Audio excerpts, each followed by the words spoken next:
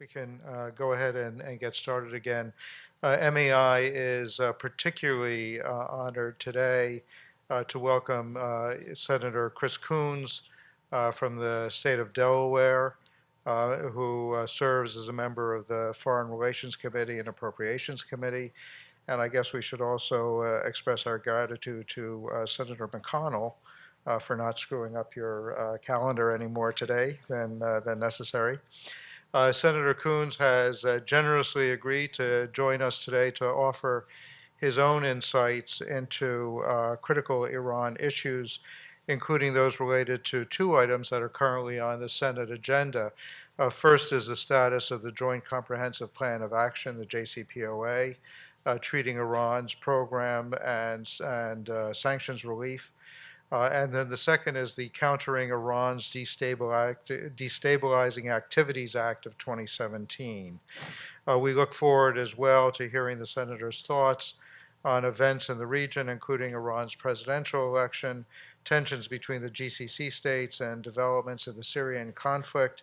I'll have a few questions for the Senator here on the stage after his remarks, but both he and we want to maximize the time available for audience questions until he must return to the Capitol, leaving here hard stop at 2:30. So I'll stop talking and invite Senator Coons to come to the podium.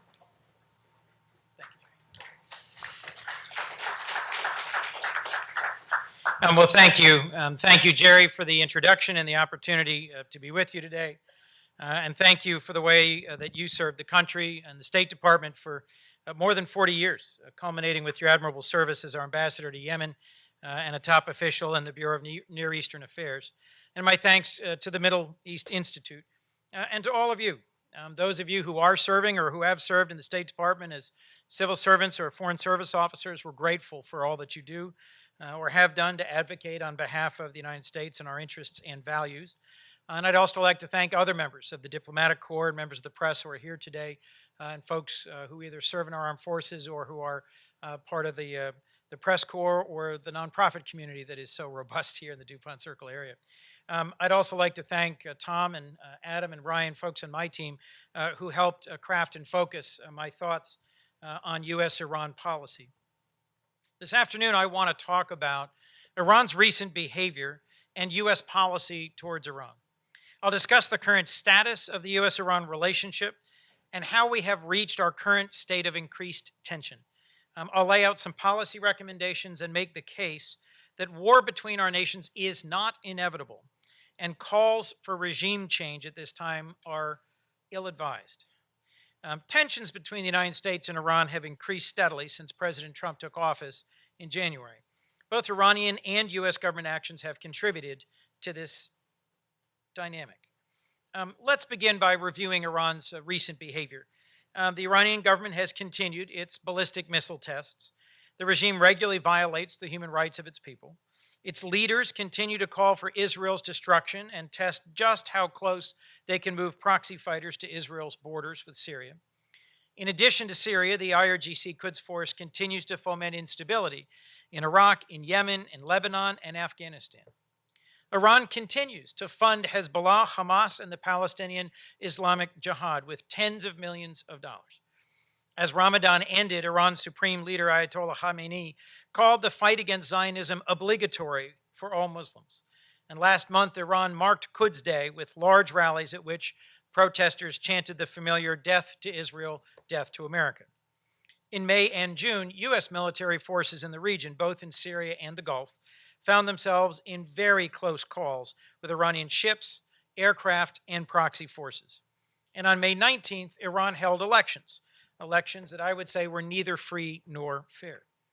Each of all of these different destabilizing or dangerous or disappointing actions has contributed to increased friction between the United States and Iran.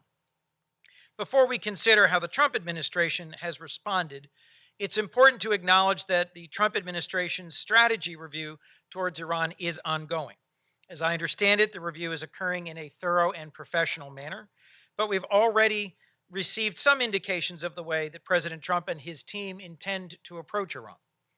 I believe the administration has taken appropriate action in a few cases to defend U.S. military assets and our partners in Syria and the Gulf. The April 6th strike on Bashar al-Assad's military facilities appears to have deterred possible additional chemical weapons attacks. These actions demonstrate to Iran and its proxies that there are consequences for challenging American military operations and international norms, such as the Chemical Weapons Convention. More generally, the National Security Advisor, Secretary of State, and Secretary of Defense rightly caution against walking away from the Joint Comprehensive Plan of Action, or the JCPOA, at least for now.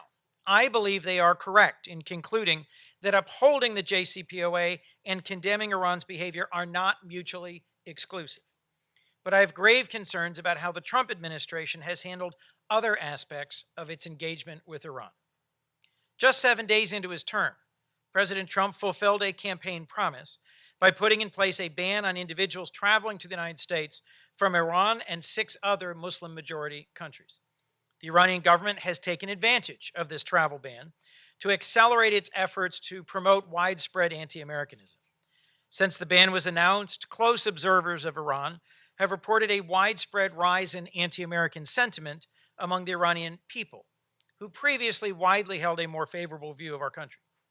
The president further worsened tensions following the June 7th ISIS attack on the Iranian parliament. In his statement following that attack, President Trump said that states that sponsor terrorism risk falling victim to the evil they promote. And I frankly think it wasn't constructive to suggest that Iran invites ISIS attacks because of its government's actions.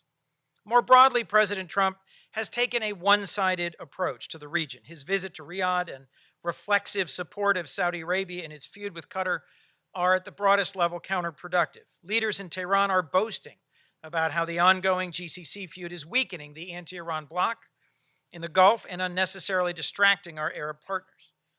The crisis hurts our ability to respond to Iranian aggression in the Middle East.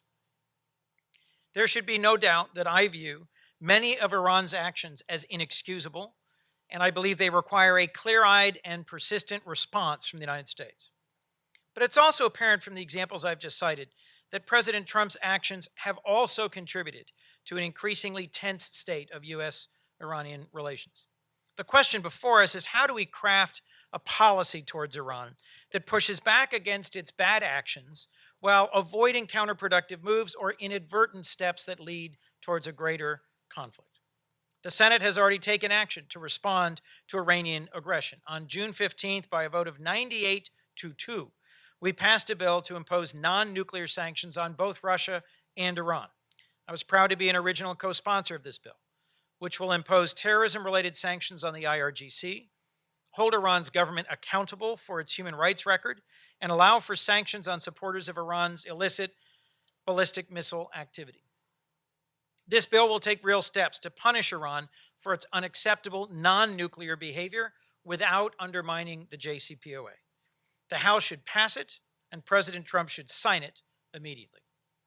This brings me to the JCPOA, signed almost exactly 2 years ago.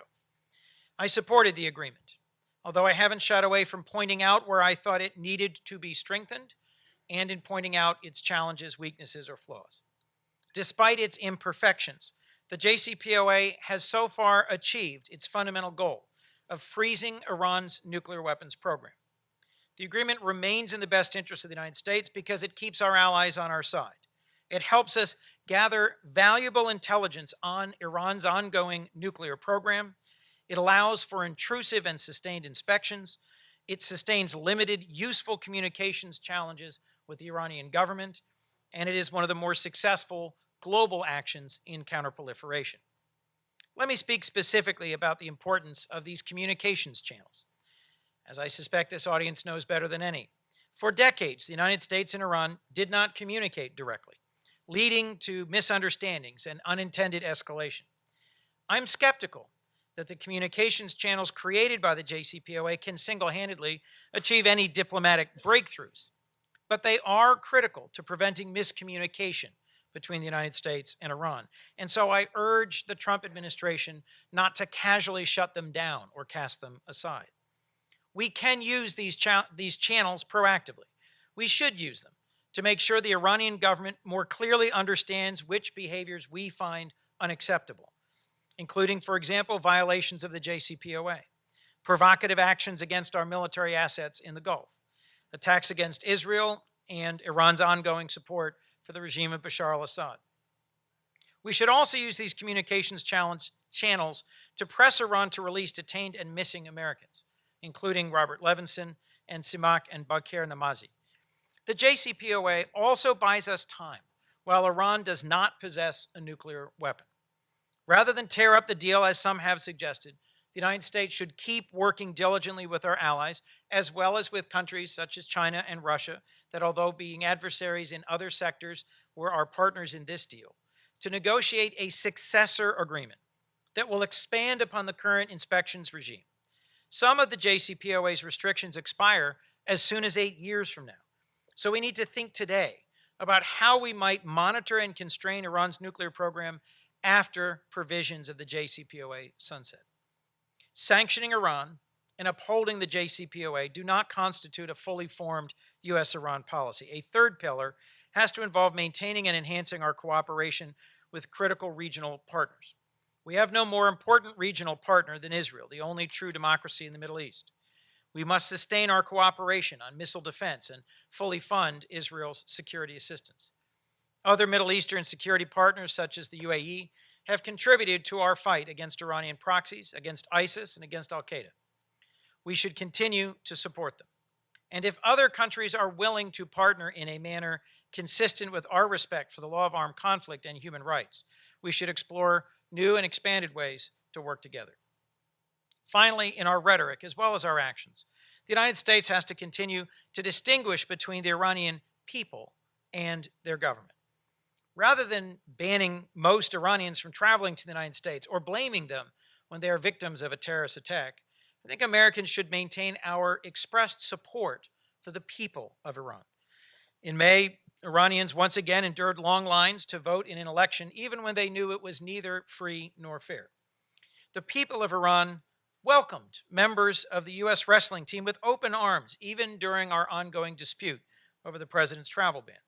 The Iranian people must know and trust that our concerns, our disagreements, are with their government, not with their culture or their religion.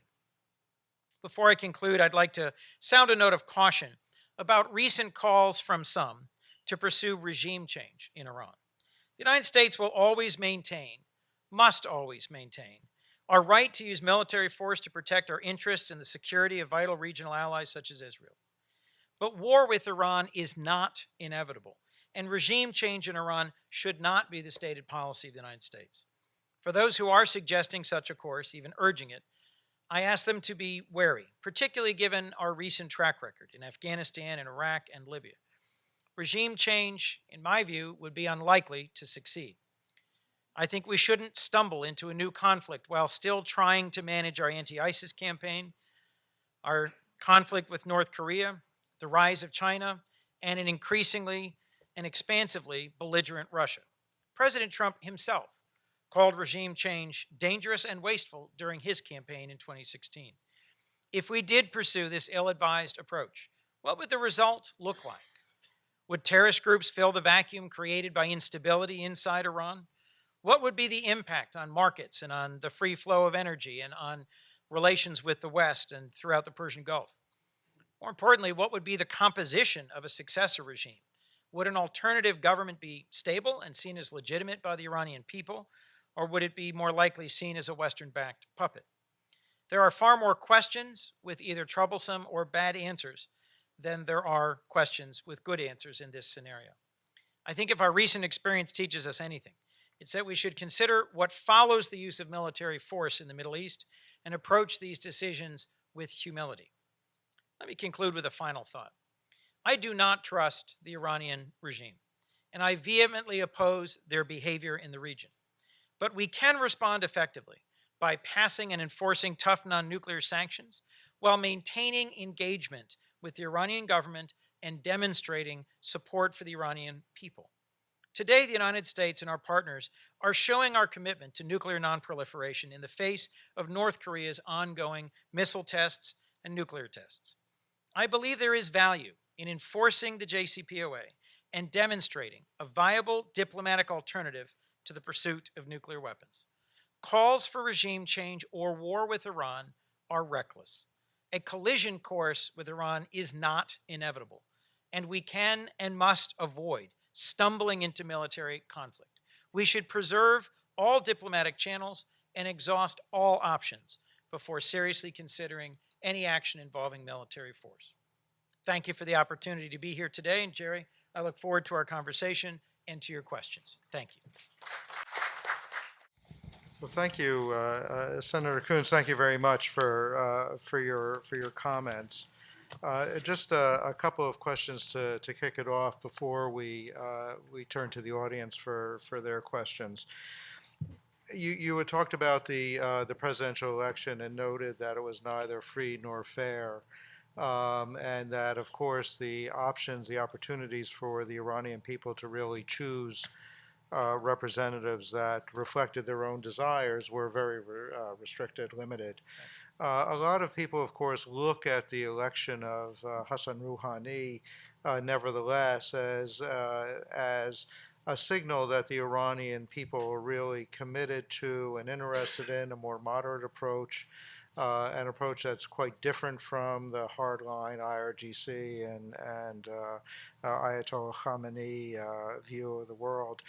How do you see the election of Rouhani, and do you believe that it opens opportunities for the United States to pursue some of the kinds of openings in the communications that you advocated? So, as I said, we need to distinguish between how we view the Iranian regime and the Iranian people. Even though every single candidate was vetted by the Guardian Council, the 12-member panel stocked with loyalists to the supreme leader and committed to the preservation of the Islamic Republic, the Iranian people stood in very long lines, participated enthusiastically, and have now, I think, 2 elections in a row, signaled that they want a regime that is less repressive. They want a more open society. They want more contact with the outside world. And I think we should recognize and respond to the faith that they seem to be expressing in engagement with the world. But we also have to be clear-eyed about the ongoing actions of the IRGC, of the Quds Force, and of some of the more hardline elements in the regime. So I don't think an appropriate response is to ban Iranians from coming to the United States or to blame them when there's an ISIS attack on their country. You know, Iran expressed solidarity with the United States following 9/11. I do think there are ways that we can and should explore closer relations with Iran, but that's really best done in people-to-people exchanges while still being clear-eyed about the very real threat that the Iranian regime presents to our interests and our values. Absolutely. And a little bit later on, of course, the first panel looked a little bit at the military challenges that Iran poses to us and to our friends and partners in the region. Later on, we'll be talking a little bit about how Iran is engaged in expanding its role, its influence in Iraq and in Syria and Lebanon and in Yemen. We're, of course, looking in the immediate period at what seems to be a very significant victory in Mosul, the defeat of the Islamic State, where both the United States and Iran had reason to take some satisfaction in the efforts that we've all made to achieve that. There is concern about where the Iranians see their future role in Iraq and whether they intend to try to establish in Mosul and other of the liberated territories a foothold that's going to continue to influence Iraqi behavior going forward. How do you see Mosul and what happens after this? Well, I'm very concerned that we may repeat a pattern of winning the war and losing the peace. It is worth pausing for a moment and celebrating the fall of Mosul and a significant defeat of ISIS, really one of the most despicable, medieval, in the most negative sense of the term, terrorist organizations in modern history. And the fact that we had sort of a shared interest in a common enemy and that we've made real progress in liberating Mosul, we should celebrate. But I have grave concerns about what Iranian allied Shia militias will now do. And in particular, I think this is an incredibly ill-advised time for deep cuts to the State Department and USAID. I think it was Secretary Mattis himself who said that we need to complement military resources, prowess, and success with investments in development and diplomacy. If we don't find ways to help stabilize and restore civilian rule in Mosul and quickly bring back some sense of normalcy, and yet assert our interest in democracy and human rights, I think we will all too quickly see Iranian power projection into Mosul and into Iraq even further. I'm concerned by previous Prime Minister Nouri al-Maliki running for election. He seemed to me to rule or govern in a way that really aligned with Iran, and that led to a lot of his lack of success. And while al-Abadi is not perfect, he certainly has governed in a more balanced way. And I think that Iran's strategic objective of having a secure land bridge through northern Iraq, through which it can ship weapons and support to Hezbollah and to its allied forces in Syria, means that we have to really pay close attention to this and be engaged. We cannot simply say Mosul is liberated and walk away.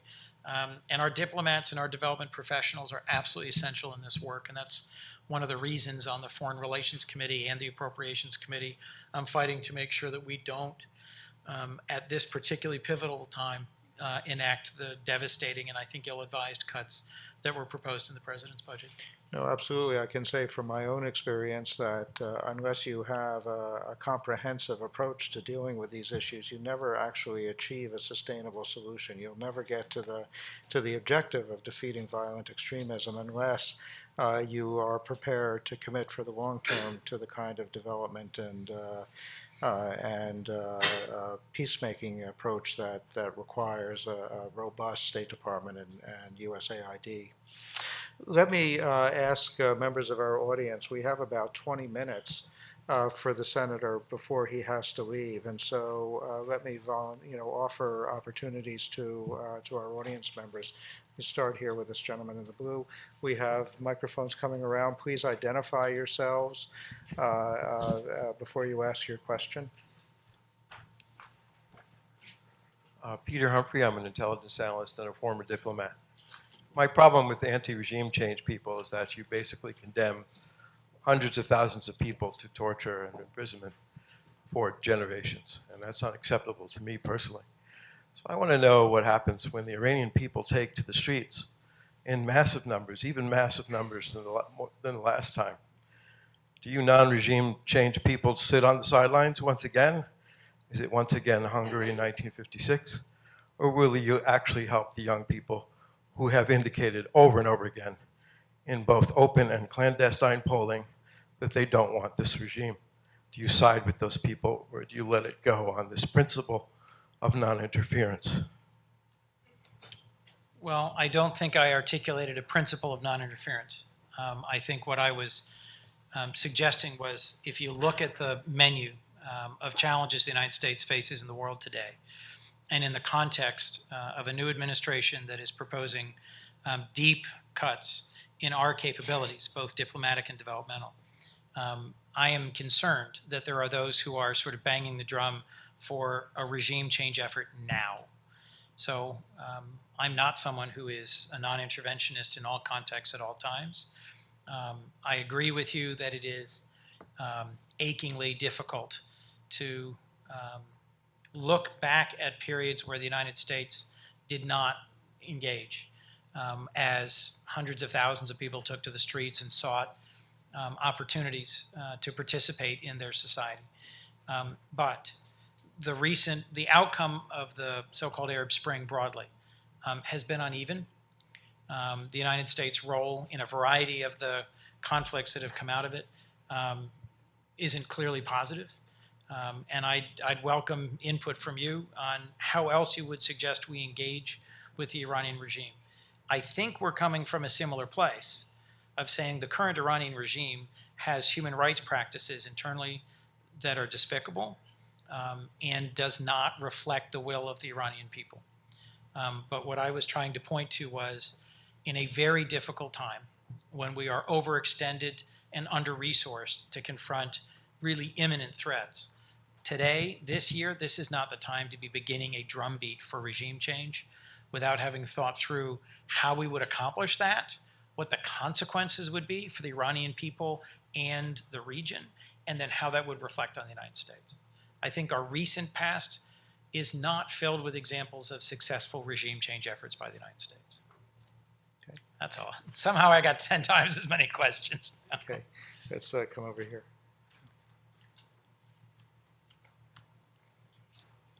Thank you, Senator. Niaz Barzani from Iraqi Kurdistan Representation Office in DC.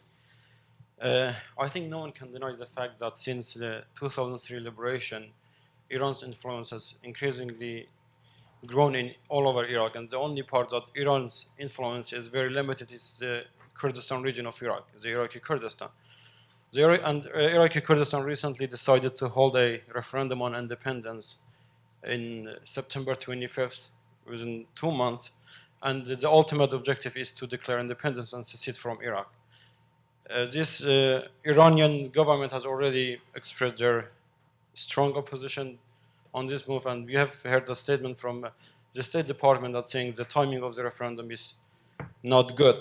I would like to hear your views on that and how the U.S. should approach this referendum and ultimate independence for the Kurdistan region of Iraq. Thank you. That is one of the most difficult questions posed in the region. Because on the one hand, you have the legitimate yearning of the Kurdish people for a vehicle for their own political self-governance and expression across several countries, with the intense tensions, even conflict that inspires with several countries. Obviously, most critically, our NATO ally Turkey, who is an essential partner in our work against ISIS. My predecessor in my current seat, Vice President Joe Biden, rather famously advocated for a reconfiguration of Iraq that would allow for more independence regionally, and was willing to publicly contemplate a redrawing of the lines that go back to the 1920s.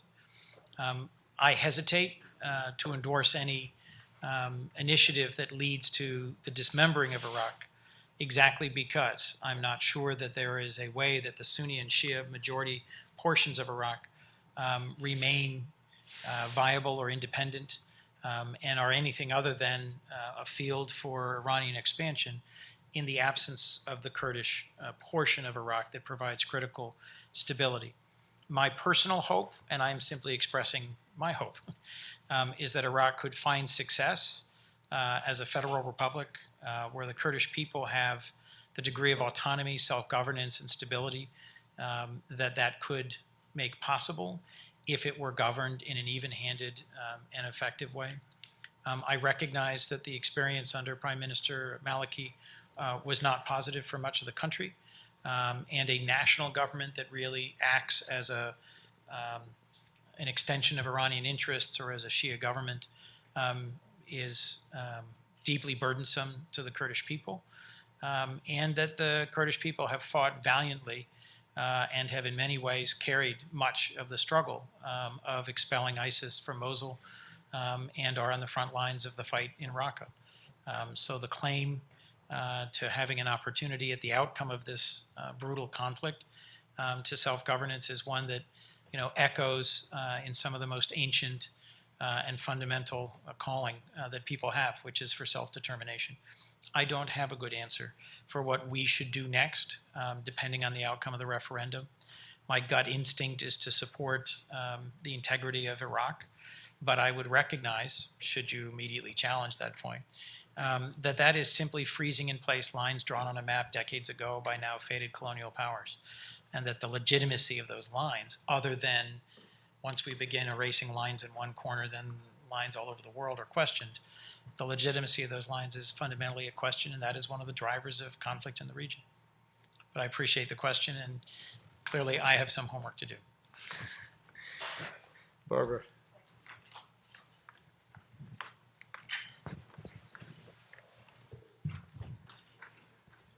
Thanks. Barbara Slavin from the Atlantic Council.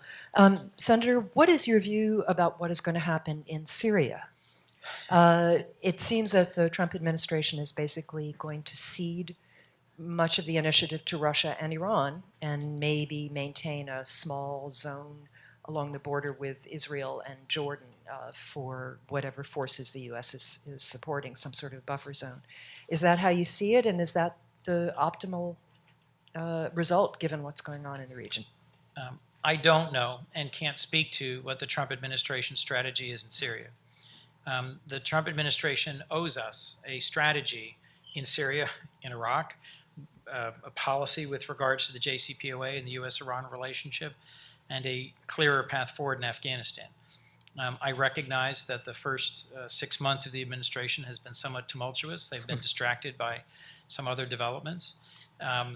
And it's one of the reasons I think that the State Department, Secretary Tillerson, urgently needs to fill that next layer of assistant secretaries, the sorts of folks who would be critical to providing the diplomatic side of that strategy. I'm someone, to your previous point about non-intervention, who urged more active, more aggressive engagement by the United States against Bashar al-Assad several years ago under the previous administration. Syria is an enormous tragedy. It is a great failing, I think, by the international community, and it has produced one of the greatest refugee waves in known human history, and it will leave scars that will last for generations. Finding a way that we can produce some stability, some cessation of violence, and yet hold accountable those who are responsible for atrocities on a scale unseen in decades would be my hoped-for goal. I don't see how that's accomplishable without an American role. I see America not as the only, world policeman or essential country, but I don't see how our interests and values are advanced by simply allowing Russia and Iran to figure out what is most to their interests in terms of either sustaining the murderous regime of Bashar al-Assad or carving up the country into zones. I won't quibble with the prioritization of bringing ISIS to an end first and then addressing the challenges in the rest of Syria. And I recognize the intense difficulty of having Turkey engaged in a constructive way while still having profound differences in our view of the YPG and of the Kurdish people and their role both in Syria and in the region. But we have to be at the table, and we have to help frame the path forward. And we have to be invested in the recovery and the stabilization and the rehabilitation of Syria. It was one of the most remarkably multi-faith countries in the region with an ancient and admirable culture known as a nation of learning.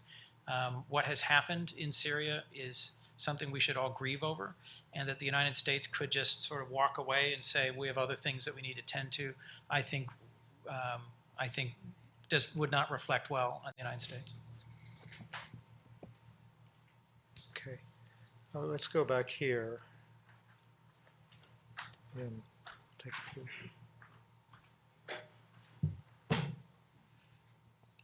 Mohammed Tahir from Radio Free Europe, Radio Liberty. My question would be about Afghanistan. What do you think of President Trump's strategy towards Afghanistan? What do you know about it? And the only thing we know so far is a few thousand soldiers might be heading to Afghanistan. Soon, are you in line with this idea? Thank you.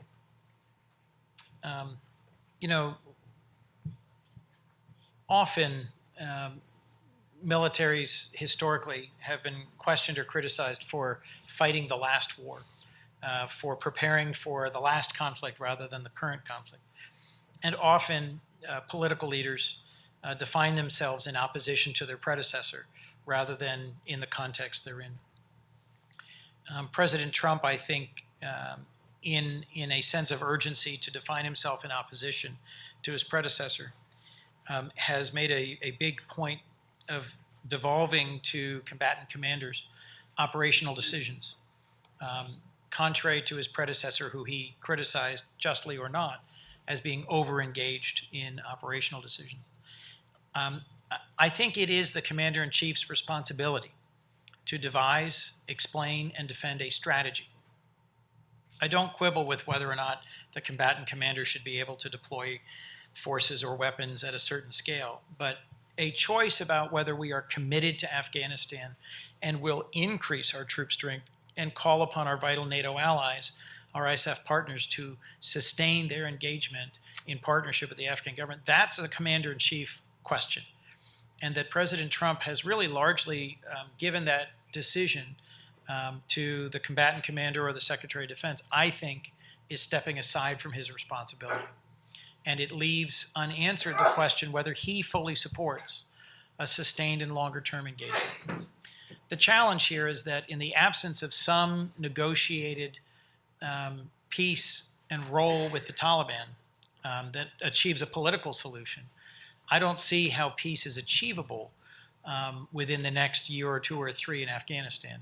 And I'm waiting to hear articulated by the administration, what's their theory of the case? What is their strategic argument for how a few thousand more American troops will make a decisive difference? It's really not a few thousand troops, I don't think.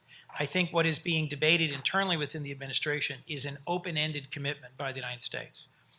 And my hunch is that we either will or will not hear a statement that the United States and our NATO partners are committed to supporting and sustaining the Afghan national security forces and the Afghan government, or not.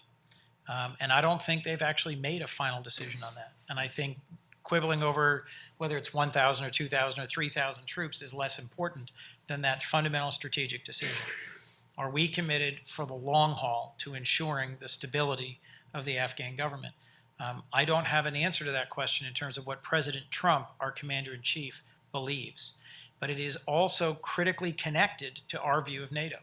The only time Article 5 has been invoked was in defense of the United States and jointly with us in the conduct of this campaign in Afghanistan. And I think at a time when the president, not his Secretary of Defense and Secretary of State, who've made very forceful statements, but our president has not yet persuaded our NATO partners that we're all in NATO, we can't advance that argument in Afghanistan without also answering the question, are we really fully, firmly committed to NATO? I am, but I'm not the commander-in-chief. I'm just a senator. The person who is the President of the United States needs to affirmatively answer that question first before he can deliver a strategy for Afghanistan. Okay. Let's take two last questions very quickly. Amal and the gentleman in the check shirt in the back. A short question, please.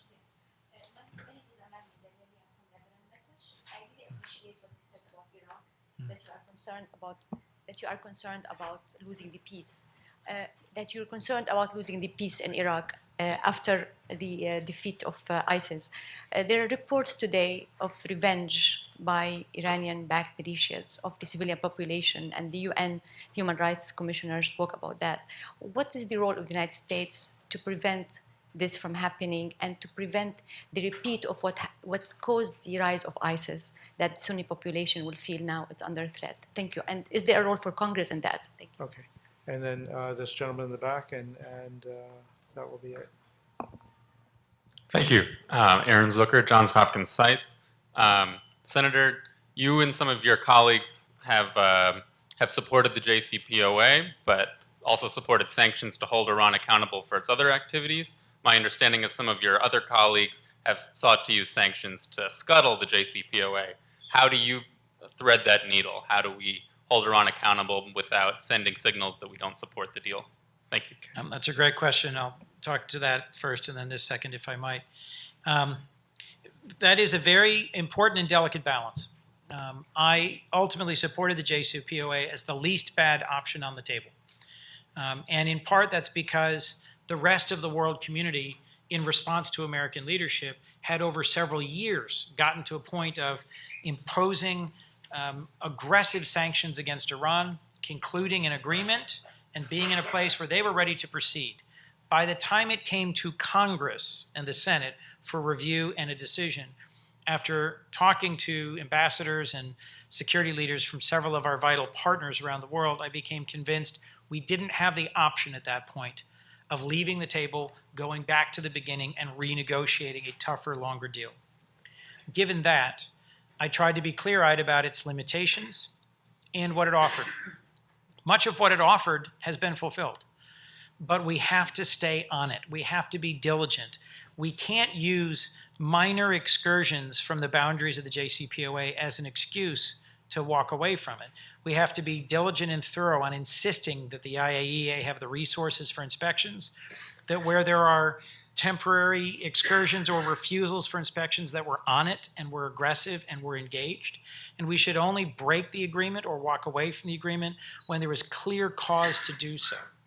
We won't get searching inspections, the partnership of most of the rest of the developed world, China, Russia, and the EU, our core partners, and we won't get the freeze on Iran's enrichment activities that this agreement made possible if we walk away. So we have to be clear-eyed about what the consequences are, because there are several of my colleagues who are actively looking to tank this deal and to go back to, I think, a trend line of inevitable conflict with Iran, which I hope I persuasively laid out is not in our short-term or possibly long-term interest at all. I think it is a flawed construct, but the best option we have. But we need to maintain our focus on it and invest in the intelligence resources, the diplomatic resources, the development resources to be successful over the long term in moving towards a different future and a different trajectory between the American and Iranian people. Lebanon, one of the things I try to express repeatedly is gratitude for the people of Lebanon, of Turkey, of Jordan, who have an enormous hospitality challenge because there are millions of refugees. There's many other countries in the region as well, but the immediate adjacent countries have taken on millions of refugees. And I am concerned about the stability within Lebanon and within Jordan as a result. We've got some very painful lessons from the conflict in Iraq and the ways in which you might have been able to predict the rise of ISIS because of what happened under Maliki and because of some of the revenge killings and the aggressive expansion of the Shia militia. I think the United States has both the opportunity and a responsibility to be engaged in ensuring stability and a restoration of something like a functioning federal republic in Iraq. The challenge is the patience of the American people and the engagement of our president and his leadership team.